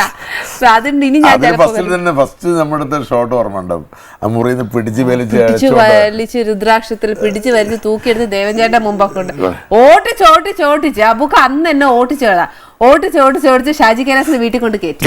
അതാണ് അന്ന് തൊട്ട് അറിയാവുന്നതാണ് അബുക്ക. ഈ പറഞ്ഞാൽ അബുക്ക വരട്ടോന്നെങ്കിലും ഒരു പാവം മനുഷ്യനാട്ടോ. അബുക്ക ചേച്ചി സുഖമായിട്ടിരിക്കുന്നു? ഒന്നും വിശേഷം പറഞ്ഞില്ല, എനിക്കറിയാം, പക്ഷെ എന്റെ പ്രേക്ഷകർക്കൊന്നും അറിയില്ല. പിള്ളേരുടെ കാര്യവും ചേച്ചിയുടെ കാര്യവും ഒക്കെ പറഞ്ഞു. മൂത്തത് മകളാണ് സബിത, അവള് കല്യാണം കഴിഞ്ഞു. ഹസ്ബൻഡിന്റെ പേര് ആഷിക്ക്, അവർ ഓസ്ട്രേലിയയിലാണ്. പിന്നെ മരുമകൻ ANZ എന്ന് പറഞ്ഞ ഒരു ബാങ്കിൽ വർക്ക് ചെയ്യുന്നു. മകളിപ്പോൾ റേഡിയോളജി പഠിച്ചുകൊണ്ടിരിക്കുകയാണ്, ഈ വർഷം കഴിയും. മകളുടെ മകള് 2nd സ്റ്റാൻഡേർഡിലാണ് പഠിക്കുന്നത്, ലുത്ഫ, അവളെ വിളിക്കുന്നത് ഈഫ എന്നാണ്. പിന്നെ മകൻ്റെ വൈഫ് റിസ്വാന, പിന്നെ മകൻ്റെ മൂത്ത കൊച്ച് അലായ, രണ്ടാമത്തെ കൊച്ച് ഇപ്പോൾ 40 ദിവസം കഴിഞ്ഞിട്ടുള്ളൂ, പേരിട്ടിട്ടില്ല. ചേച്ചി അതിന്റെ ഡ്യൂട്ടിയിലൊക്കെ അറിയാം. ചേച്ചിയുടെ വിശേഷം കൂടെ പറഞ്ഞു. ചേച്ചിയുടെ പേര് ഉമ്മു കുൽസു, എനിക്കറിയാം. ഉമ്മു കുൽസു ഹൗസ് വൈഫാണ്. എനിക്ക് നല്ല ഭക്ഷണം ഉണ്ടാക്കി തരും, അതെൻ്റെ മെയിൻ പണി.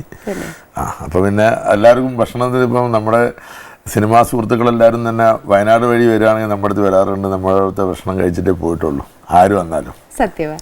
ചേച്ചിയുടെ കൈപ്പുണ്യം എന്ന് പറഞ്ഞൊരു പ്രത്യേക കൈപ്പുണ്യം കേട്ടോ. നമ്മളൊന്നും അതിന്റെ അറ്റത്ത് എത്തുമോ സംശയ, പിന്നെ ചേച്ചിയോട് നമുക്ക് കാര്യമായിട്ട് ചോദിച്ചു നല്ല നല്ല റെസിപ്പീസ് ഒക്കെ മേടിക്കണം അല്ലേ? അത് അത് അബൂക്കയുടെ വക എനിക്ക് റെക്കമെൻഡേഷൻ. അബൂക്കയുടെ റെക്കമെൻഡേഷൻ വേണ്ട, അല്ലെങ്കിൽ ഞാൻ വിളിച്ചു പറഞ്ഞാൽ അപ്പൊ ചേച്ചി നല്ലതായിട്ട് തരും. പക്ഷേ ഇപ്പൊ കുഞ്ഞുമാവയുടെ പുറകിൽ ഇങ്ങനെ നിൽക്കുന്ന ഒരു ഇതായിരിക്കും അല്ലേ, 40 ദിവസമായ ഒരു കുഞ്ഞുമാവയുടെ പുറകിൽ ഇങ്ങനെ ചേച്ചി ഇച്ചിരി ബിസിയാ, അതൊന്ന് മാറട്ടെ, എന്നിട്ട് നമുക്ക് വിളിച്ച് ചോദിക്കാം. എന്തായാലും അബൂക്ക ഇവിടെ വന്ന് ഒത്തിരി നല്ല കാര്യങ്ങൾ ഇപ്പോഴത്തെ യൂത്തിലെ പിള്ളേരോട് പറഞ്ഞു കൊടുത്തു. എന്നാലും അവർക്ക് കൊടുക്കാൻ പറ്റുന്ന നല്ലൊരു അഡ്വൈസ് പറഞ്ഞു കൊടുക്കും. മെയിനായിട്ട് പറയാനുള്ളത്, നമ്മൾ ഏത് കാര്യങ്ങൾ തീരുമാനം എടുത്തു കഴിഞ്ഞാലും, ഇപ്പം ഞാൻ ഇനിയിപ്പം പുകവലിക്കില്ല അല്ലെങ്കിൽ മദ്യപിക്കില്ല എന്നുള്ളൊരു തീരുമാനം എടുത്തു കഴിഞ്ഞാൽ 1-ാം തീയതി ആവട്ടെ അല്ലെങ്കിൽ അടുത്ത വർഷം തുടക്കത്തിൽ എന്നുള്ളൊരു പ്ലാനിങ് എപ്പോൾ തോന്നുന്ന ആ സമയം മുതൽ, ആ നിമിഷം മുതൽ അത് തുടങ്ങുക എന്നുള്ളതാണ് ഏറ്റവും വലിയ കാര്യം. എന്നാലേ നമുക്കത് പ്രായോഗികമാക്കാൻ പറ്റുള്ളൂ. പിന്നെ അതുപോലെ തന്നെ ആരോഗ്യപരിപാലനം നമ്മൾ നിർബന്ധമായിട്ട് ചെയ്തിരിക്കണം. എല്ലാവരും ഇന്നത്തെ തിരക്കേറിയ സമയത്ത് എല്ലാവരും പറയും സമയമില്ല എന്ന്. എന്നാലൊരു അസുഖം വന്നു കഴിഞ്ഞാൽ നമ്മുടെ ജില്ലയിലുള്ള ആശുപത്രിയിൽ പോകാൻ, അല്ലെങ്കിൽ സ്റ്റേറ്റിൽ മറ്റു ജില്ലയിൽ പോകാൻ, അല്ലെങ്കിൽ മറ്റൊരു സ്റ്റേറ്റിൽ പോകാൻ, മറ്റു രാജ്യത്ത് പോകാൻ, കുടുംബമായിട്ട് പോകാൻ, ഇതിനൊക്കെ സമയം കാണാം ഇത് രോഗം വന്നു കഴിഞ്ഞാൽ. അപ്പോൾ അത് വരാതിരിക്കാൻ ദിവസവും നമ്മളൊരു മണിക്കൂർ വ്യായാമത്തിന് വേണ്ടി മാറ്റി നിർത്തുക, നല്ലതുപോലെ വ്യായാമം ചെയ്യുക, നല്ലതുപോലെ ഭക്ഷണം കഴിക്കുക. അതുപോലെ തന്നെ മറ്റ് മരുന്നുകളോ മന്ത്രങ്ങളൊന്നും ഇല്ലാത്ത പിന്നെ ഫിറ്റ്നസ് എക്സസൈസ് ചെയ്യുക. പിന്നെ പരസ്പരം സ്നേഹിക്കുക, ജനങ്ങളെ ബഹുമാനിക്കുക.